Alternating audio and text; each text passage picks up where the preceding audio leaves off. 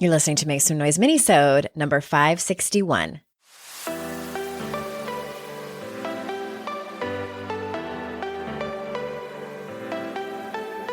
Welcome to Make Some Noise podcast, your guide for strategies, tools, and insight to empower yourself. I'm your host, Andrea Owen, global speaker, entrepreneur, life coach since 2007, and author of 3 books that have been translated into 18 languages and are available in 22 countries. Each week, I'll bring you a guest or a lesson that will help you maximize unshakable confidence, master resilience, and make some noise in your life. You ready? Let's go.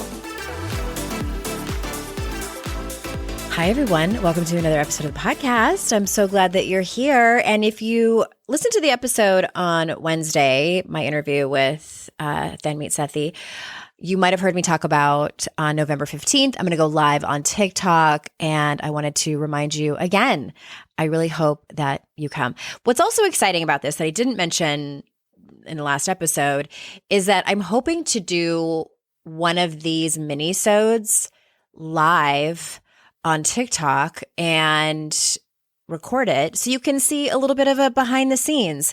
And when I do that, it's going to be another AMA. So wish me luck with that kind of multitasking, but I think I can manage. So essentially I'll be going live and simultaneously recording a minisode and answering your questions. There's gonna be a lot of editing that takes place later in post-production for the podcast to come out and sound good, but it'll be fun. I'm trying new things, stepping out of my comfort zone over here, and I would love if you could join me for this one. November 15th, it's a Ask Me Anything Q&A type of session, 6 p.m. Eastern time over on TikTok. I am at Hey Andrea Owen. All right, let's get into the content. If you can hear some purring, it's not me. It's my daughter's cat. We've become quite close over the last handful of months, not that long. So my daughter went back to school and she comes to see me and she likes to lay on my desk and lay right near me. And she also likes to walk back and forth in front of me while I'm trying to work and put her tail in my face and all those great things that cats do. And so she's here. I'm trying to ignore her a little bit. So she just takes a little nap. Today we're talking about emotions. One of my favorite topics and one of my least favorite things up until about a decade ago, to be honest with you. And learning about emotions and feelings and how they show up in our lives, how they manifest, how to process them, how to recognize them, get curious about them, that has helped me so much. I think especially as someone who struggles with anxiety, as well as someone who grew up in not just a house, but a culture where, knowing how to recognize your emotions, process them, name them, was not something that was encouraged. And again, this is not to blame and shame my family. They did the absolute best that they could and did a damn good job in so many other areas, but, they weren't raised about processing emotions either. So we were kind of left up to our own devices and learned ways to cope that weren't great. And that's what I'm going to talk about today so that you can recognize this in your own life and hopefully choose a different way. And of course, as you know, one of my mentors and guides around this topic has always been Brené Brown.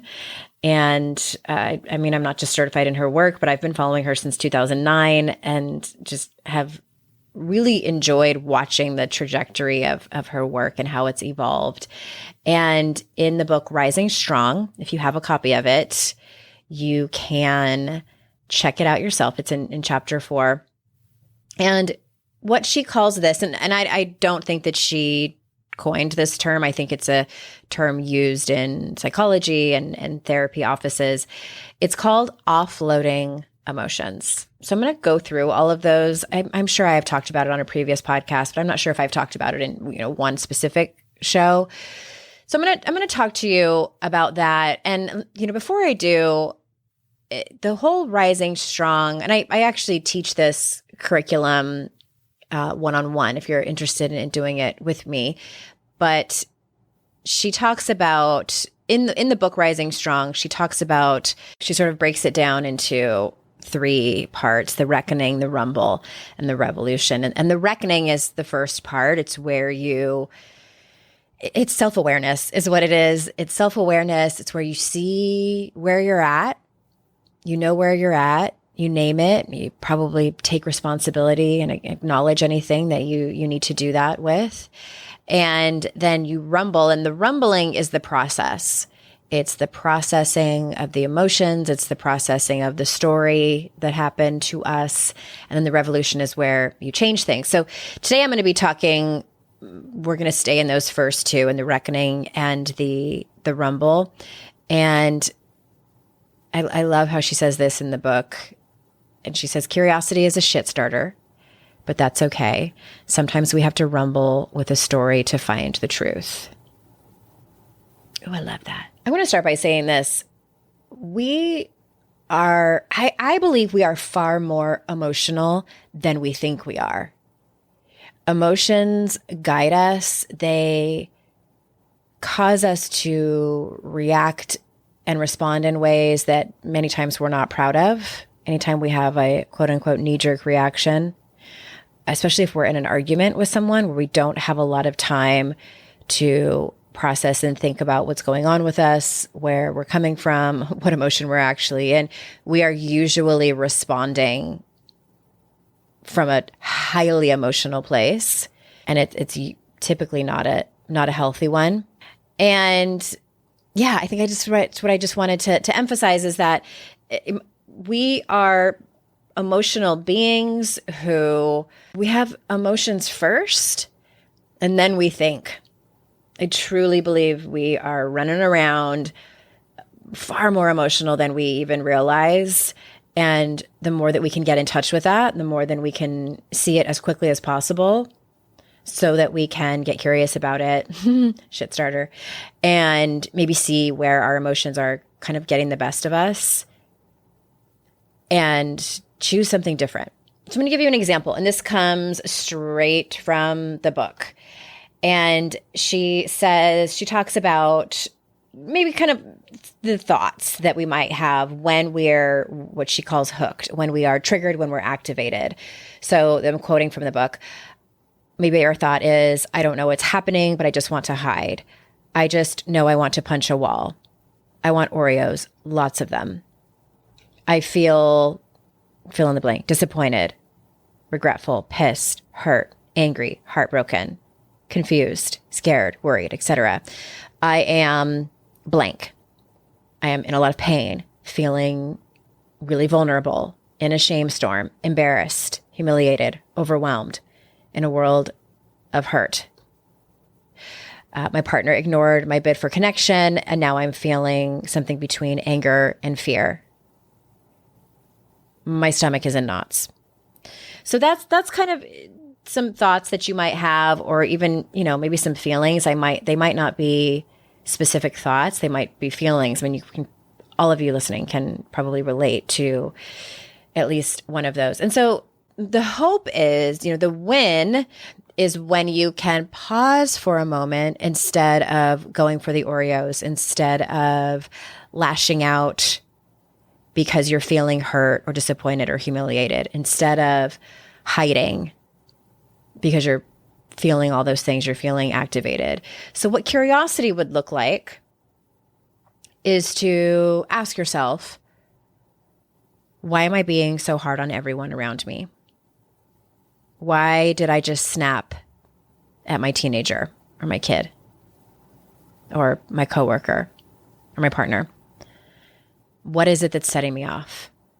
How did I get to the point where I want to punch this wall?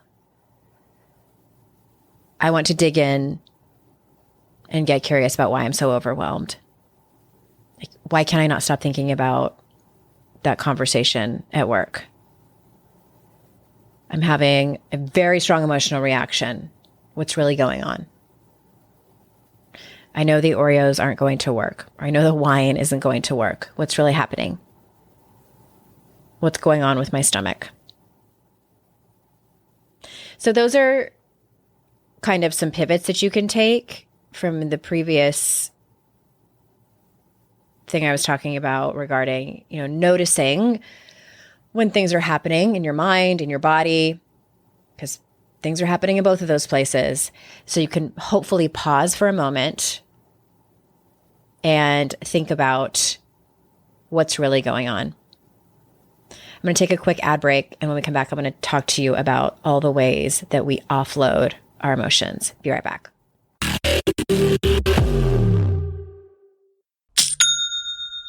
Shopify's already taken the cash register online, helping millions sell billions around the world. But did you know that Shopify can do the same thing at your retail store? Give your point of sale system a serious upgrade with Shopify. With Shopify, you get a powerhouse selling partner that effortlessly unites your in-person and online sales into one source of truth. Track every sale across your business in one place and know exactly what's in stock. Connect with customers inline and online. Shopify helps you drive store traffic with plug-and-play tools built for marketing campaigns from TikTok to Instagram and beyond. Get hardware that fits your business. Take payments by smartphone, transform your tablet into a point of sale system, or use Shopify's POS Go mobile device for a battle-tested solution. Sign up for a $1 per month trial period at shopify.com/noise, all lowercase. Go to shopify.com/noise to take your retail business to the next level today. Shopify.com/noise.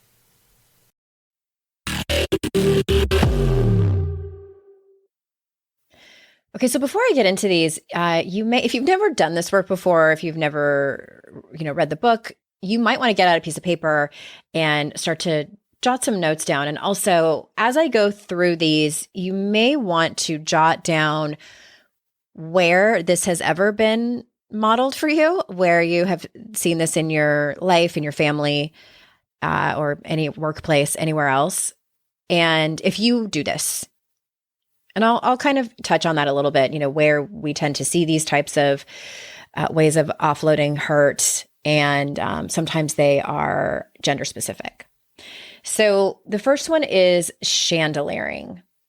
And chandeliering is when it's used. Brené tells this story in the book. Her husband is a pediatrician, and he calls it chandelier pain, where, if you touch something on someone, like say someone broke their leg and the doctor's palpating, the person's going to flinch. Like there's no way that they can hide that. As stoic as they try to be, as tough and strong as they try to be, they're going to at least flinch. It hurts so much to the touch that people jump as high as the chandelier, is what she says in the book, that her husband says.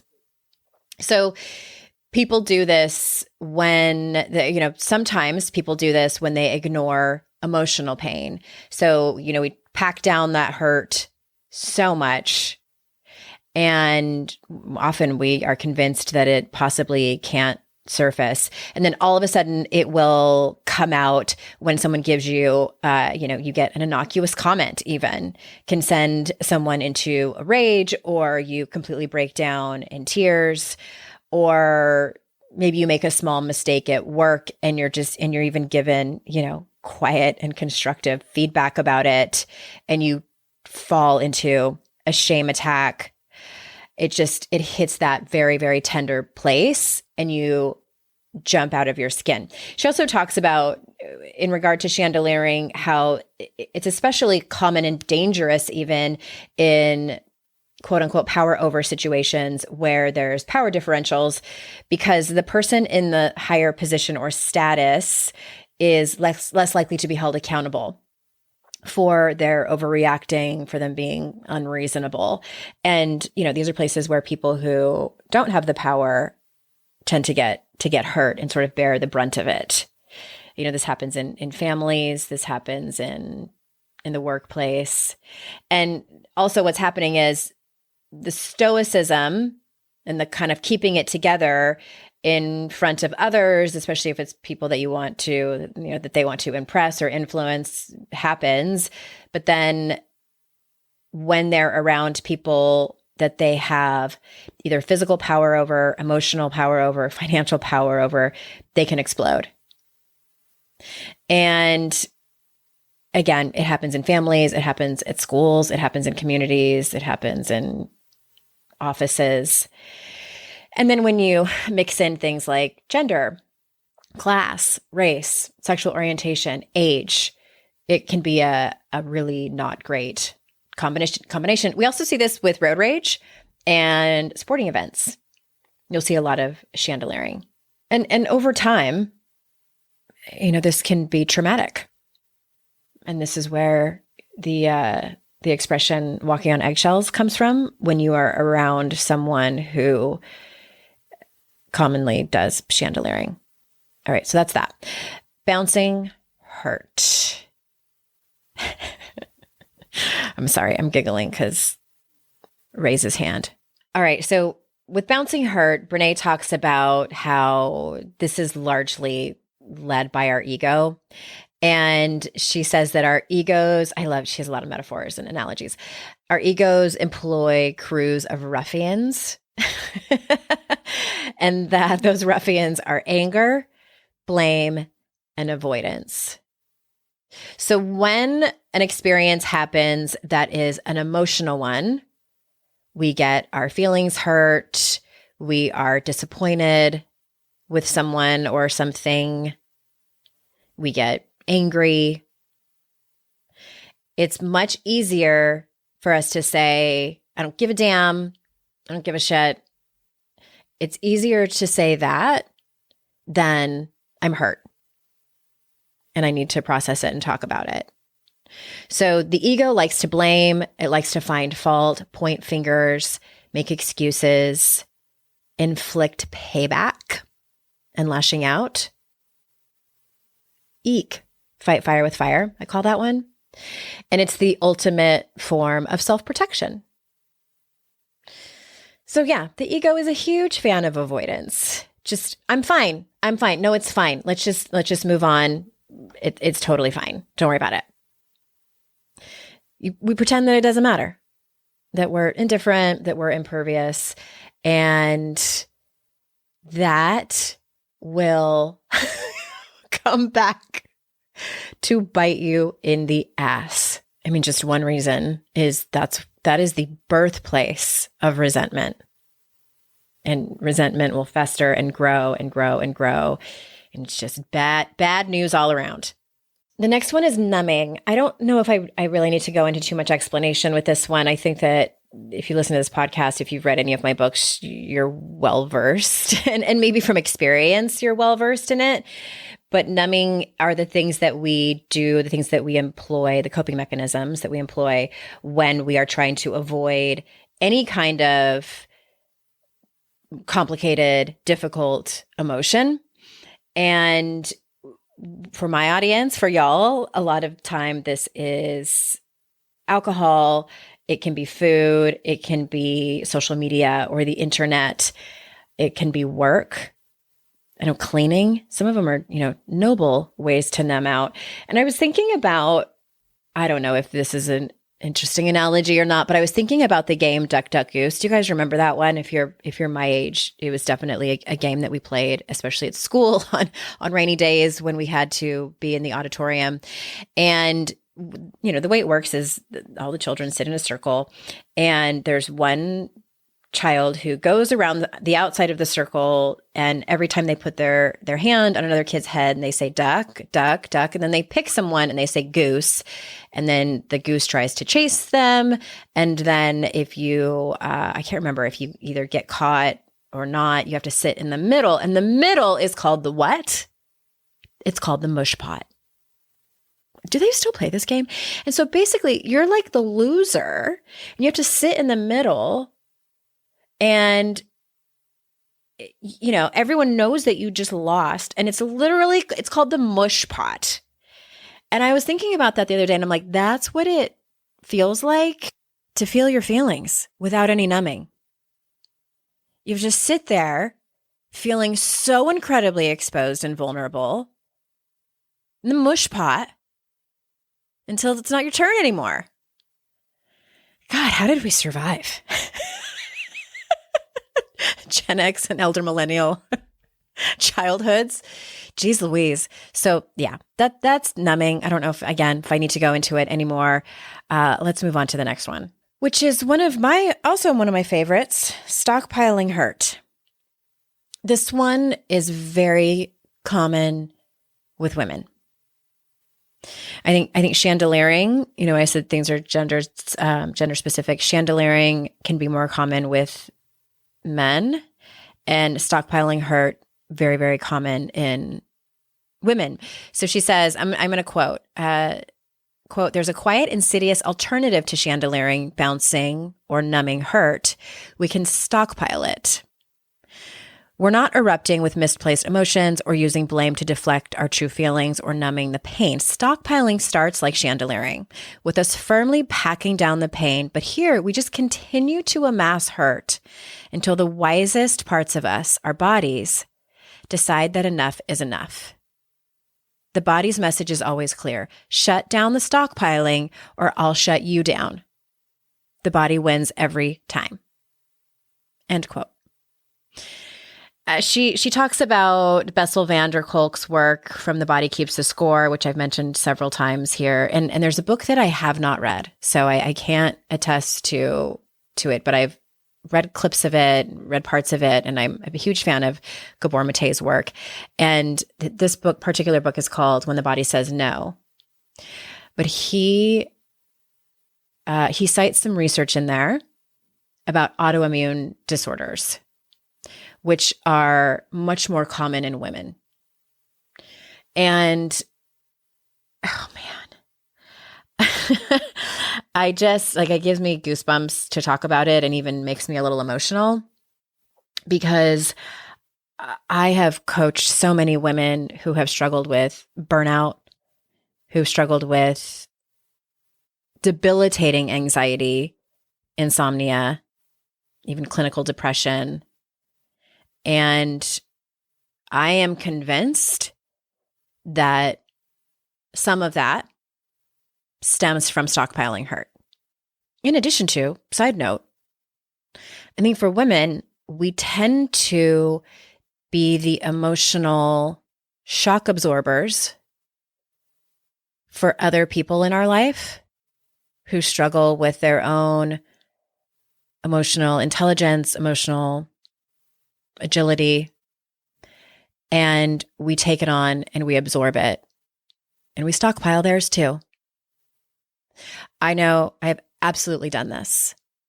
I am certain, partly because of the timing of my autoimmune disorder, that much of it, I do think I have, a predisposition. My mother has at least one. I think my body just said no. And it's interesting too, because I stopped the alcohol numbing and have gotten so much better with the emotions. But there were particular relationships in my life, one in particular that I'm thinking of, that I really struggled with emotional boundaries and expressing my own emotions and feeling safe in that relationship. And in 2020, when the pandemic hit and that stress shot through the roof, my body said, no, we're done. Cannot continue. All right, so there's two left. And again, I encourage you to get out your notebook, get out your notes app, see if you relate to any of these, or see if maybe you grew up in a house where these were modeled for you. I know this is big work. Okay, so this one is what she calls hurt and the fear of high centering.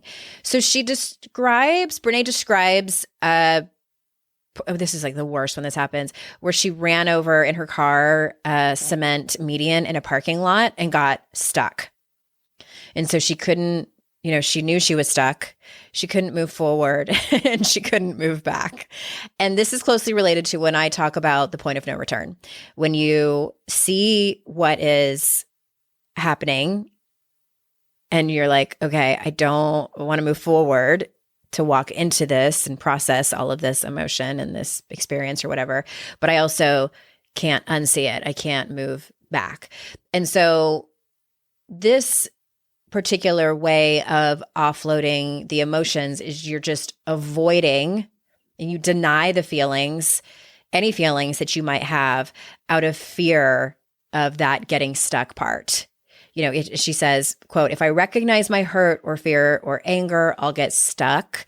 Once I engage even a little, I won't be able to move backward and pretend that it doesn't matter, but moving forward might open a floodgate of emotion that I can't control, and I'll be stuck, helpless. Recognizing the emotion leads to feeling it. End quote. So that's why we avoid that one.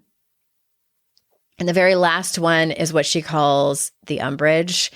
It's a Harry Potter character, for those of you that don't know this particular character. And I'll quote from the chapter. Quote, Umbridge wears cutesy pink suits and pillbox hats, adorns her pink office with bows and trinkets decorated with kittens, and is a fan of torturing children who misbehave. Yikes. So more specifically, again, this one's a little bit gender specific. This tends to happen with women, especially who grow up with a lot of perfectionism. And so this will look like someone who always is positive, and they were probably praised for that, always being, good vibes only type of person. And, it's a little bit of a mix of stockpiling in there, but they will never let them see you sweat. You'll never see that side of them. That's an umbrage. And that's all of them. That is all of the ways from Rising Strong, from Brené Brown's book, that we tend to offload our hurt, offload our pain. So we're going to take one more quick break. When we get back, I'm going to talk to you about how to stop feeling like shit, how to not do this anymore. What's the solution? Be right back.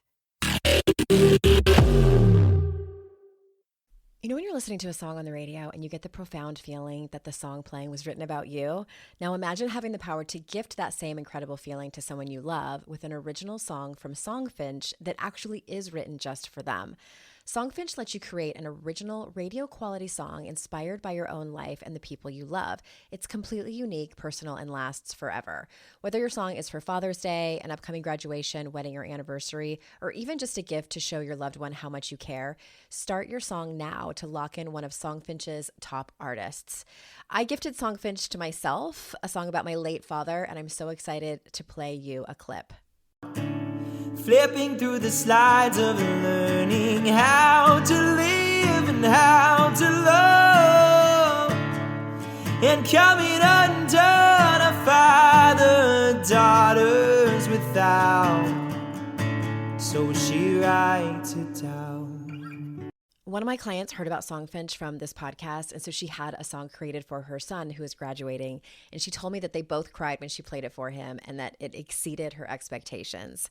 For a limited time, Songfinch is letting our listeners upload their song to Spotify for free, so you and the lucky person you gift it to can listen to it anywhere, anytime. Go to songfinch.com/noise and start your song. After you purchase, you'll be prompted to add Spotify streaming for your original song for free, a $50 value. Again, my URL is songfinch.com/noise. Don't forget to share your song with us too. songfinch.com/noise.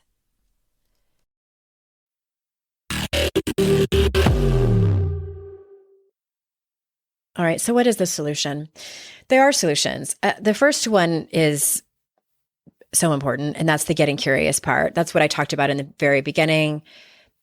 Getting curious about maybe why you we'll talk about chandeliering, why you just flipped out, why you just snapped at someone who really didn't deserve it.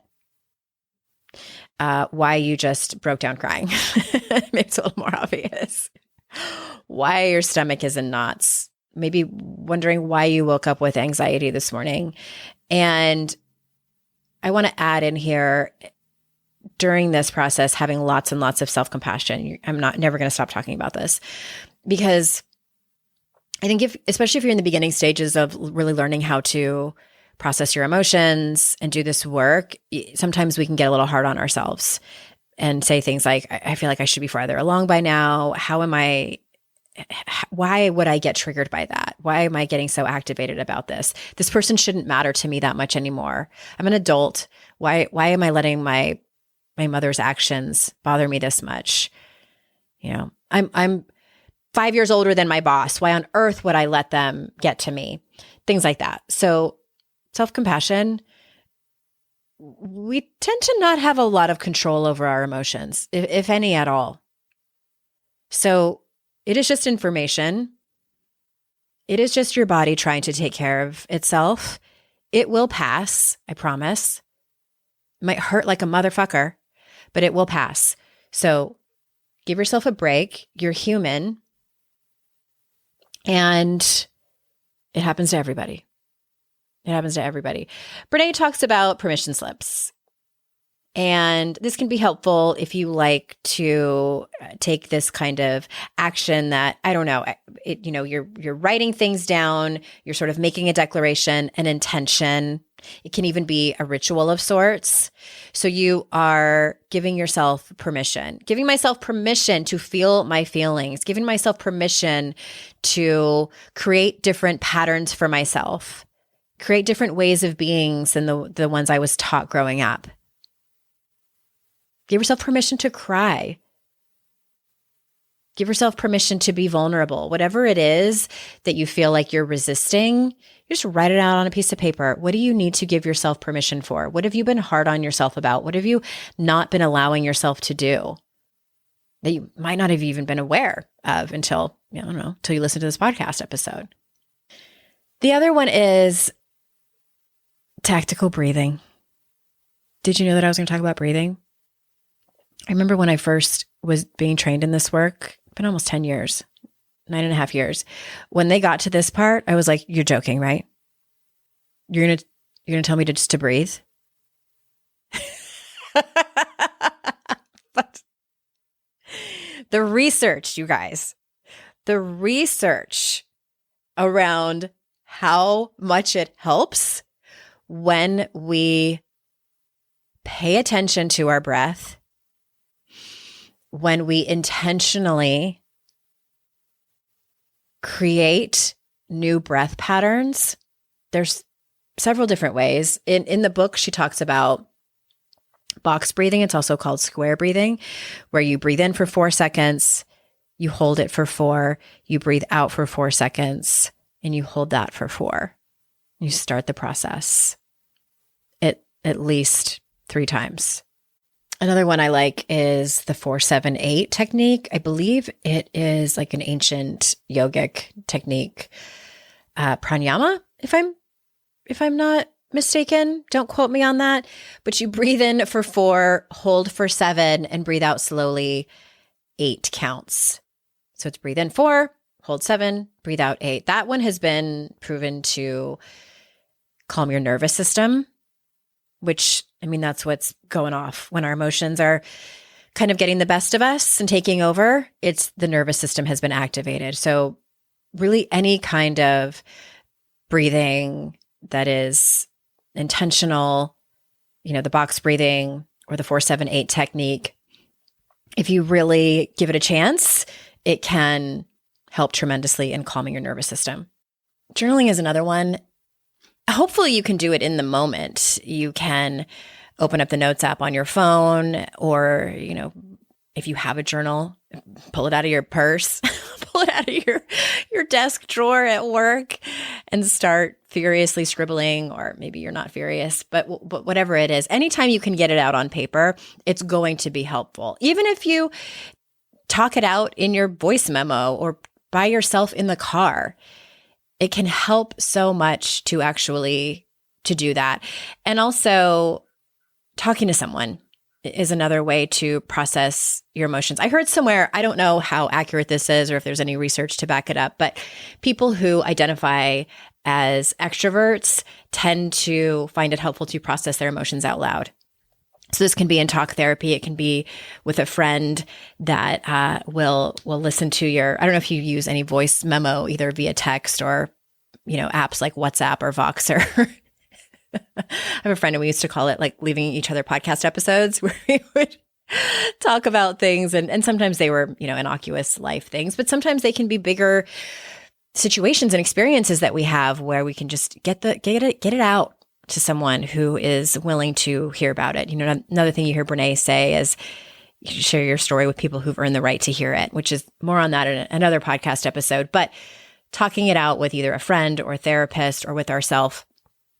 And one thing actually that I didn't think that I would mention, it's not in my notes to mention this as a way to actually process your emotions. But it's something that I have done recently.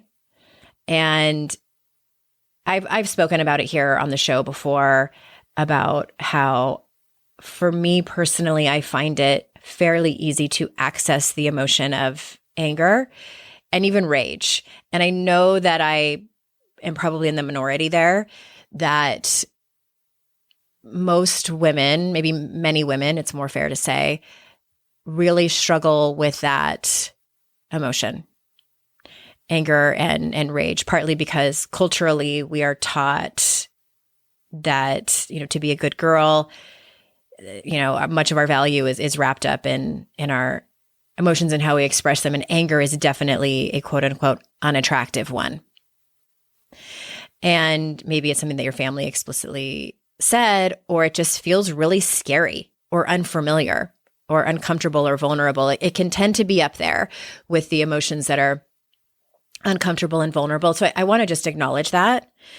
And what I have found to be incredibly helpful as I'm navigating, for those of you that don't know, I'm navigating a divorce, my second one. This one is similar in the emotional experience as the first one, but slightly different. And I have been doing a lot of screaming. I don't know how else to describe it. I do it when I'm alone, and the car is one place to do it. I haven't yet, but I do know that doing it in the shower can probably be helpful, although I haven't done that one.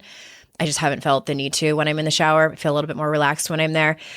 But I try to do it when I feel it bubble up, because it tends to not really be the one where you can just kind of conjure it and you're like, oh, I know I have had some anger the other day. I think I'm going to scream to help process it. It is one of those sort of like in the moment things. And I'll tell you what, something else that's really helpful. If you are angry with a person, if someone has hurt you or disappointed you, humiliated you, whatever it is, and you are really working on being the type of person that you're proud of when you communicate with that person. So you're not going to lash out and scream at that person and call them names and do all the things that we really, don't make us proud of who we are when we actually do that. It can be incredibly cathartic, therapeutic, and helpful to get that out by yourself. So I have, when I am in the privacy of my own bedroom, when no one else is home, the neighbors might have heard me, I have screamed into the ether all of the things that I want to say to the person that has hurt me and that is causing me harm. And it is quite the spectacle. I scare myself a little bit. And it feels also incredibly empowering to be able to express it, to get it out. That one kind of surprised me, like just how therapeutic it would be. At the end, I'll collapse in a heap of tears, and it's just an enormous release. An enormous release. I think this is why rage rooms are popular. You can go and break things. A lot of people cry in those. I think people might surprise themselves with what ends up happening and kind of what feelings come up. So I encourage you to do that. If you feel it start to bubble up and you're in a safe place, maybe where you're alone, or you have a baseball bat and a pillow, or your fist and a pillow, whatever it is, I encourage you to get that out. So I hope this was helpful. Offloading hurt. Again, the book it's from Rising Strong. Those links are in the show notes. And whatever. I know podcast apps are all different. If you go to the show notes and whatever podcast app you're listening to, I know in Spotify that the links show up. You can go to there'll always be the episode link that'll take you back to my site. You can open it up and there's all the links to the books I mentioned and all the other good stuff. So thank you so much for listening. Thank you for being here. Remember, it's our life's journey to make ourselves better humans and our life's responsibility to make the world a better place. Bye for now. Hey, did you know there's free secret podcast episodes waiting for you that are not part of my regular podcast feed? Yes, AndreaOwen.com/free. And you just sign up. You get a link sent to you. It's very secret. It's like a secret club. We don't have a secret handshake. Don't worry about that. But it's these motivating podcast episodes that I made for you. They're under 20 minutes each. There's 3 of them. They're for wherever you are in your life. So head on over there and grab them. They range from really supporting you and seeing you where you are and being compassionate, all the way to giving you a giant kick in your ass and telling you how amazing and gorgeous and phenomenal you are. So AndreaOwen.com/free and get your hands on that free podcast feed.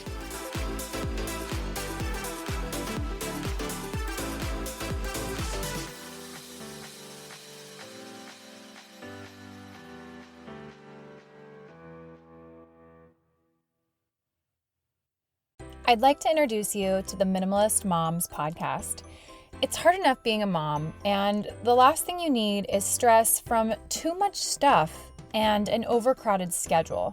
For too long, I lived with the mindset that bigger was better, and the more I added to my life, instead of feeling better, I felt overwhelmed. It was time for a radical new mindset. Less is more. I'm not into extremes. I didn't throw everything away. My brand of minimalism is more about adding than subtracting. Get rid of the excess to make room for what you love. In other words, it's about living life with purpose. I hope you'll listen in, and my guest and myself can inspire you to think more and do with less. The Minimalist Moms podcast, available wherever you listen to podcasts.